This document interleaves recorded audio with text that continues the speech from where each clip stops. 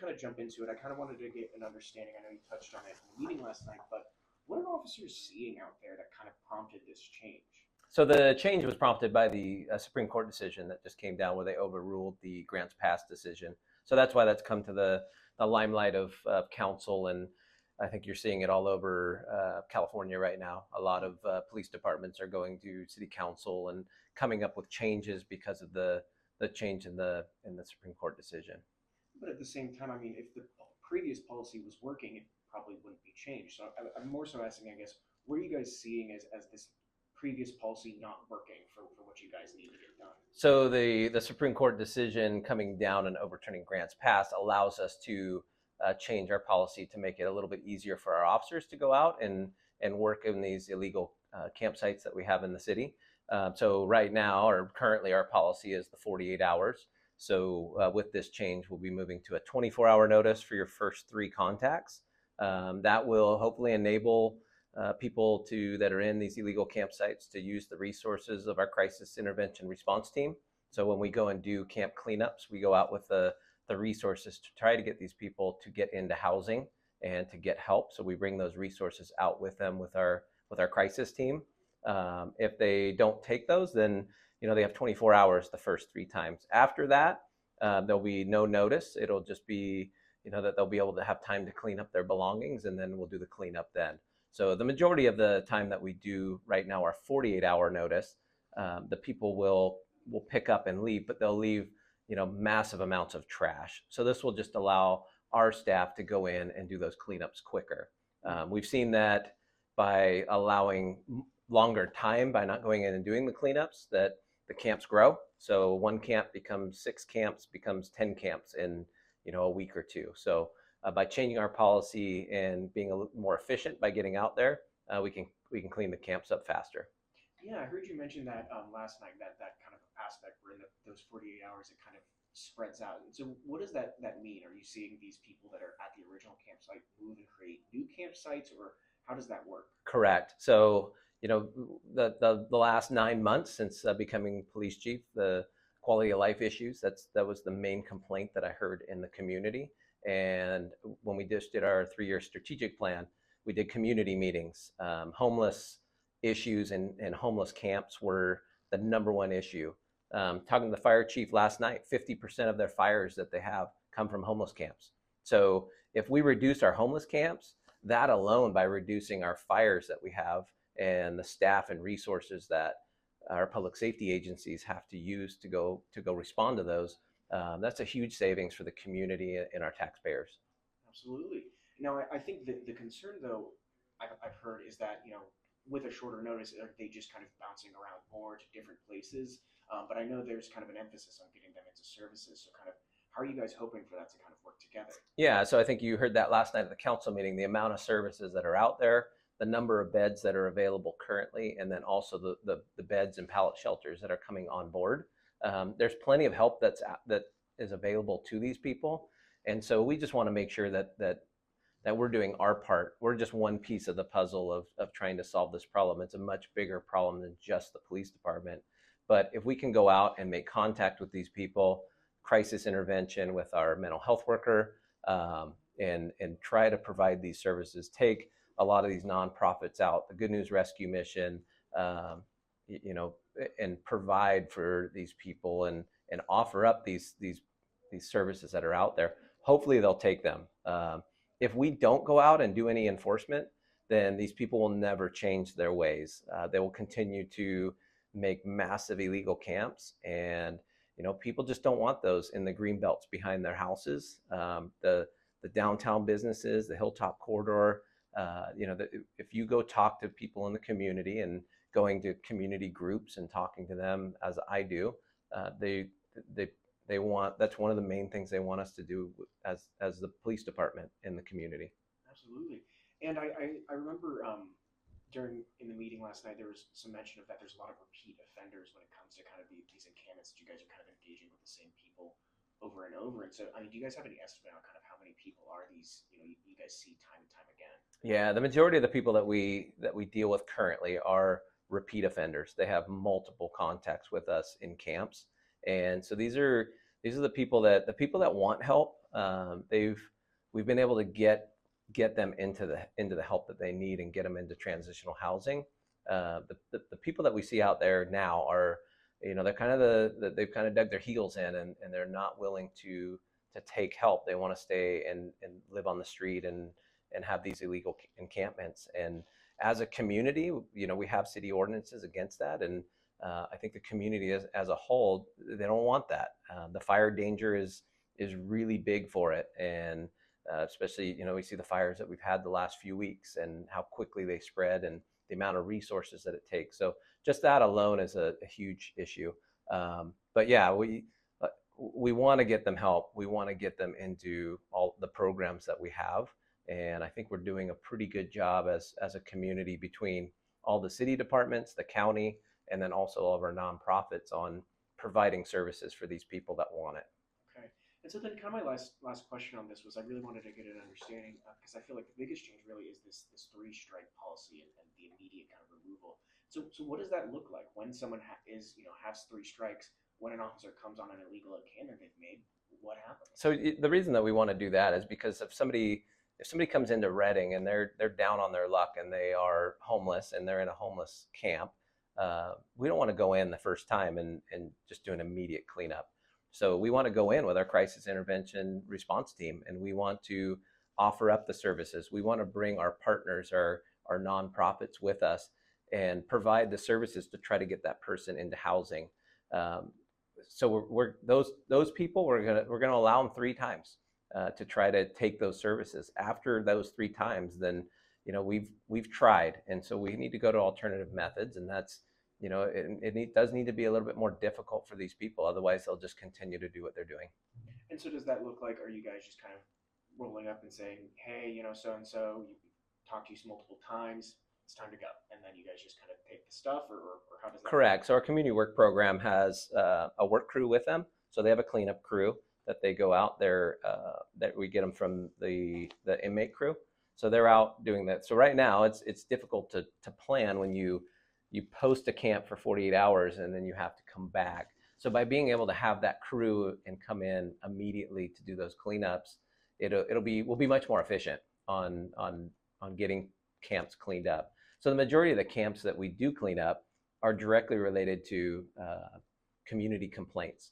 So we have, if you go to our website and you go to the report it icon, that'll go into several different areas: shopping carts, graffiti, illegal encampments. And so that's the majority of the responses that we have. The majority of the time, they're the same spots, the same areas, and they're the same people. And so when they go out, and being able to do those cleanups immediately will make us much more efficient. And then those neighborhoods, those businesses they'll be happier because it'll get cleaned up right away. And when is this all going into effect? So we're going to release our policy change today. So we'll implement it. I did meet with our park rangers and our community work program this morning, and just to make sure that they're aware of the policy change, and they're excited. It will definitely make them more efficient and make their job easier. And hopefully we'll see that as a community with the cleanups. He was saying that the nonprofits that they're partnered with when it comes to the homeless situation in the city are all for these changes that he's making, and that includes the Good News Rescue Mission. So the question to you is, do you guys kind of approve of the changes they're making? Yeah, so on our end, I think when you have a full coordinated effort, it makes things a lot easier and a lot better on the community. So the police going from what was 48 hours to realistically is now 72 hours. So 3 24-hour periods. It actually, instead of an indefinite 48, you've now got these three chances. That makes a big difference in terms of accountability. If that was all done just by itself, there's no resources available, it wouldn't be as effective. So what we are doing right now, I think is really good as a community. Our team on the mission side, we just formed all of our encampment outreach. And so we have teams of people who are going out into encampments on a daily basis, and we are bringing resources to people. And then we're case managing people while they're in the encampments and then trying to connect them with resources outside of an encampment. So whether that's housing, whether it's drug rehabilitation, whatever that is, we're trying to get people connected to resources. And so we're doing that where there's other partners in the community who are coming alongside helping with this. That's happening on a daily basis. And now law enforcement is coming in from their end, and they're going to be tagging encampments. So we're not just going out when they tag an encampment. We are in the encampments every single day, way before law enforcement ever gets there. So, from a law enforcement perspective, they're holding people accountable. They're saying you have resources that are available all throughout the community, whether it's the mission or somebody else's program. You need to start involving yourself into these resources. And so we're out there every day trying to get people connected well before law enforcement shows up. Yeah, I think Did I say that clear enough? yeah, that was Okay. super clear. No, and I was going to kind of respond off of that. I think when people hear this policy, the concerns I've just kind of heard over the past kind of 12 hours or so has been that this seems a fallback to previous policies where we're kind of just bouncing homeless people from area to area to area. But as someone who's part of the resources available, you're saying there is more than enough resources available. Oh yeah. Oh yeah. There are so many resources available in our community. It's if people want the resources is the question. So just to give you an example, over the past 10 years alone, the Good News Rescue Mission has sheltered 13,000 individual people. Well, in Reading proper, there's only about 400 to 500 who sleep on the streets in Reading proper. So you're talking about a very, very, very small portion of people who either aren't ready for help or not willing to get the help. There's so many people taking part of resources that you won't see on the street because they're involved in that. And that's what a lot of people don't realize. So at the mission, we might see 100 to 200 people a year who really aren't going to take part of the resources, but we have 2,000 to 3,000 who take part of our resources, right? That's a totally different narrative when you look at the actual statistics. So what do we do with the people who maybe they're not ready for resources? Well, on the compassionate side, that's where our team is in the encampments now every single day, and we are starting to case manage people while they're in the encampments and try to build relationship, build rapport, show them all the resources that are available, and try to connect them with them. Now, this is happening months before RPD might come in and do something with code enforcement inside encampments. So I think if you do it that way, it's a model for the rest of these cities on how to really make effective change. Prior to that, the thing that really changed all this, in my opinion, was Proposition 47. That's when the state of California took drug crimes and made them misdemeanors, and that's when the courts could no longer mandate people into recovery programs. And now what you have today, you don't have homeless encampments, you have open drug scenes. That's really what it is. And so we're trying to get people into resources, medically assisted treatment, drug rehabilitation programs. Mental health is still lacking quite a bit, but if we can get people into the mental health side as well, that's the opportunity we have to then get people into housing and then case management and housing and support them through housing. You're stopping recidivism from people going back into camping when you do approaches like this. So, RPD is not just going out and just tagging an encampment. RPD is saying, hey, you got 3 chances. Before those 3 chances, though, you have all kind of services that are being offered to you months in advance. It's a very coordinated effort between all of us. Yeah. Absolutely. And so, kind of with those 3 chances, I was curious. Like Barter kind of characterized the vast majority he feels those people that's going to be used against are people who just, like you said, don't want services. And so I wanted to kind of ask more details. Kind of how true is that? You said there's about 300, 400 people. Are the vast majority of those just people that just don't want help? Yeah, so you have different demographics in the encampment. You can't generalize it. There are some people who desperately want help, but they don't trust other human beings, and it's very hard for them to say, will you help me? Because there's a lot of trauma that happened to them in their younger life. And so you have to be able to see that. right? And meet someone where they're at. There's some individuals who just flat out, they don't want any help at all. They're comfortable where they're at. They're comfortable in that lifestyle. They don't want to change. Well, that's a totally different approach. And then there's some people who are so far gone in their mind, whether it's from the drug abuse or from the mental health side, they don't even know that they need the help. And so you have these different populations, different demographics within this community that you have to approach them all differently. Yeah, I can tell you, I know people who've been out on the streets here in Reading for 30 years. They've been sleeping on the streets in Reading for 30 years. They don't want the help. I mean, over 30 years, you'd think you'd be able to get, well, that person clearly doesn't want the help. We build relationship, we build rapport. Most people in our community would never know this person's there because they've lived a really recluse lifestyle. You don't see them, but they've been on the streets for 30 years.